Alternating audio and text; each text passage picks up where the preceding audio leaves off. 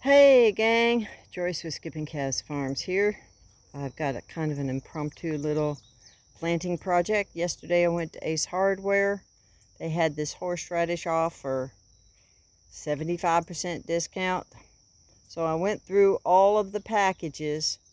This was on top of the package, and the roots were inside peat moss in the bag, in the back. So what I did was I went through all of the bags, and you can kind of feel the peat moss. And then I grabbed the one bag that had two pieces that felt solid. There was another bag that had a round piece. It was bigger around this way, but short. I didn't choose that one. I chose this one. Now, I do apologize, I wasn't planning to do this video. All of my videos are pretty much impromptu because I never know in any given day exactly what I'm going to be doing, and my marching orders frequently change. I was at the Ace Hardware because I needed help with my weed eater. So anyway, to get back to it, when I got this horseradish, both ends on both pieces were rotten. So what I did was I took a pair of just, lawn clippers. I had a little bit of, I keep sharpening stone container with bleach water, 10% bleach water in there, and I use that to sterilize my blades. So I cut it back. On this one I cut it back almost to the edge. I was trying to save this little root or slash branch thing, because that's still where it looks good, and then it's clean on the other end. And on this one, this was the factory cut dried end that still looked good, and the other end was starting to go. That's the one that had rotted off quite a bit. But again, I cut it to where I could see clean that was coming from growth, because I wanted to try and save as much of the root and as many of the contacts as I could. So I've never planted horseradish before, so I'm going to do it by the book. What the book says, or the brochure says, is dig a hole 3 to 4 inches deep, place the sets in the hole so they're just below ground level, and cover with soil. Place the sets firmly and fertilize with manure or garden fertilizer. Water regularly. So my soil is really tight clay. So what I've got down here is a combination of aged sheep manure and mushroom compost. I've mixed them up. There were a bunch of earthworms in the manure pile. I also added this little, I like using these. These are those little 3-ounce dental cups. You can get them at Dollar General down here for, a bunch for $1. And said a quick prayer, and I added about 2 ounces of the JMS solution. It needs to be used today. There's not a lot of organics or life in my soil, so I figured I'd go ahead and put some life into it. So I mixed that up. I poured it in and then distributed it around that whole gallon of mushroom compost slash sheep manure. What I'll do when I dig my hole is I'll add regular dirt to that and keep some of the compost back to side dress. On a side note, on a side project, while I was in here digging around, I came up with 2 sheep pellets. What's this? I'm not 100% sure, but there was a big salamander that skedaddled when I was digging in that area, so I think I may have dug up her nest, and that's probably one of her eggs. I didn't realize it until after I mixed everything up. I did see an egg on the pile and I put it back. So what I'm going to do with these two is I'm going to take these and come on over here to another little project.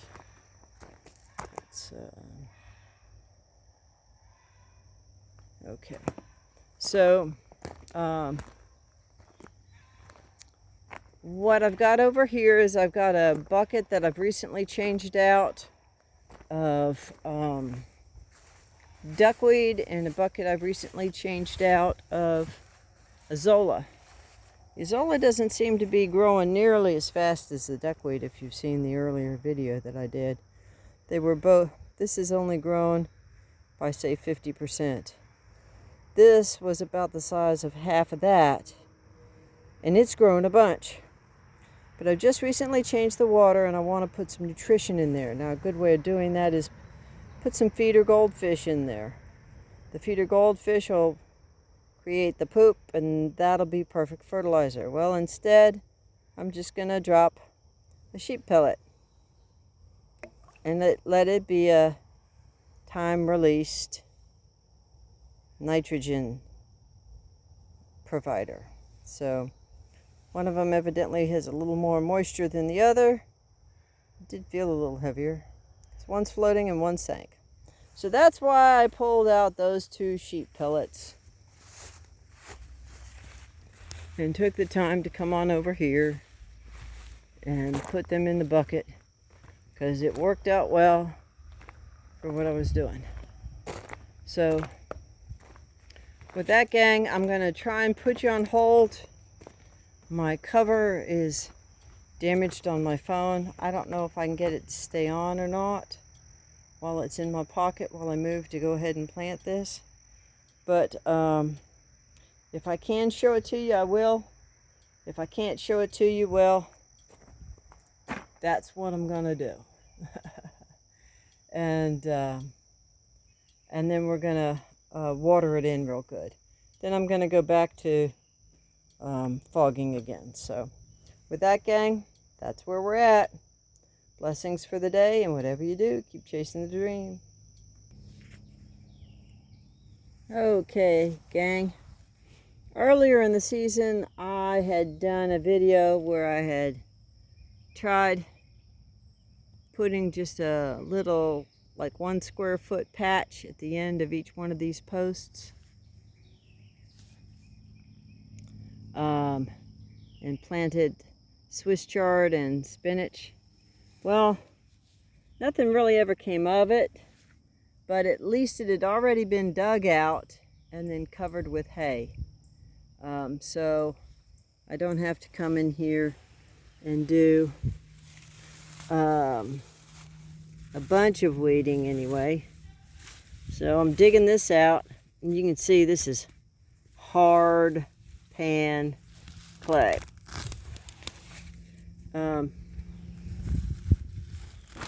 This little yellow grass, even the sheep don't like it much, but it is a good ground cover, and it grows close to the, close together. It doesn't grow tall, so it doesn't look bad. I want to show you the other tool that I'm going to be using, just a couple of claw, what I call claw tools. These are just some garden stuff that's not expensive, and quite frankly, I'm not sure where I got them. I may have inherited them from a family member or garage sale or something, but that's what these two are. And then this is a tool that I purchased and a tool that I really like.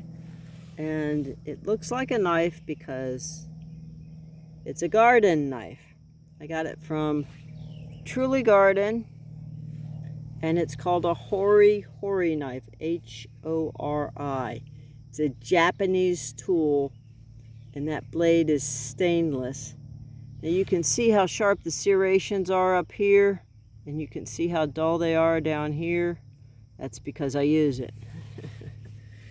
I like it as a digging tool. Actually, I like it better than a hand trowel. Oftentimes, my hand trowel is on the other side of the property. I didn't want to go all the way over there and get it for this particular instance. So I'll just use the hori knife because we're only talking about, what, 1 square foot. And I only need to dig a hole 4 inches. And the blade goes 6, so we're in good shape. So let me put you back on hold and we'll hopefully go from there. Okay, gang. Here we go. We now have our hole. And there's the hori knife kind of as a... Apologize for the shadow. Let me kind of cover the whole hole with my shadow. Now let me get out of there. There, now you can see the whole hole. Hole in the dirt. So you can see it's really not all that big. It's what? 8 inches wide and maybe 12 inches tall, and maybe 5 inches deep at the deepest spot. And you might ask, well, why do I use the claws to dig instead of just digging the dirt out with a trowel? It would have been a little bit faster. I'll show you. See all of these? Especially the ones that are a little bit darker. 1, 2, 3, 4, 5, 6, 7, 8, 9, 10, 11, 12, 13, 14, 15. That I just counted that are dark are stones. They're rocks. This property is in a river bottom.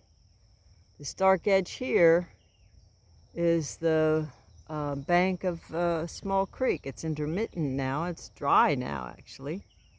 But as I pan along horizontally, you can see I'm on the lower side of the road. The road goes, don't want to lean back against the electric fence. That's the road level, and you can see my neighbor's house right up there. So that's why I like using the hori knife and the three-fingered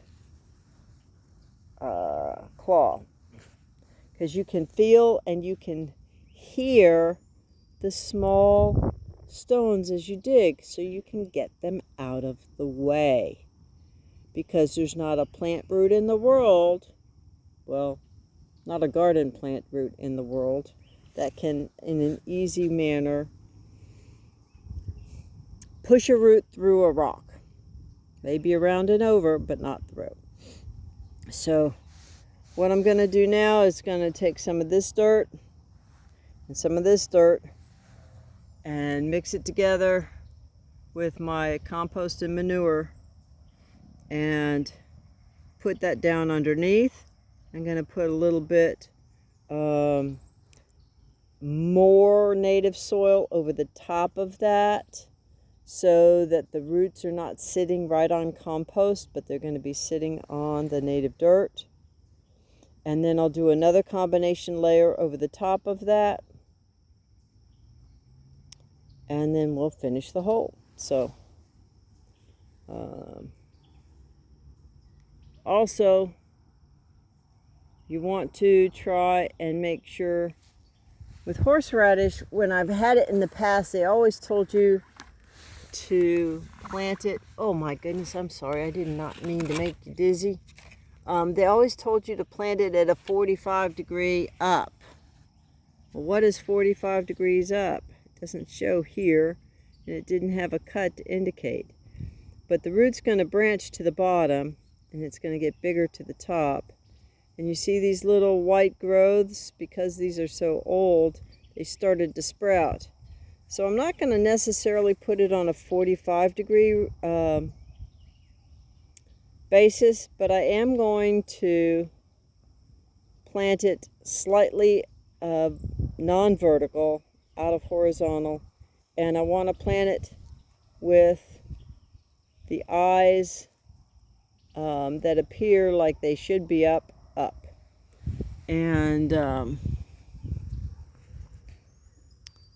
And that's what I'm gonna do. Where's the other one here? So I'll do the same thing with this one.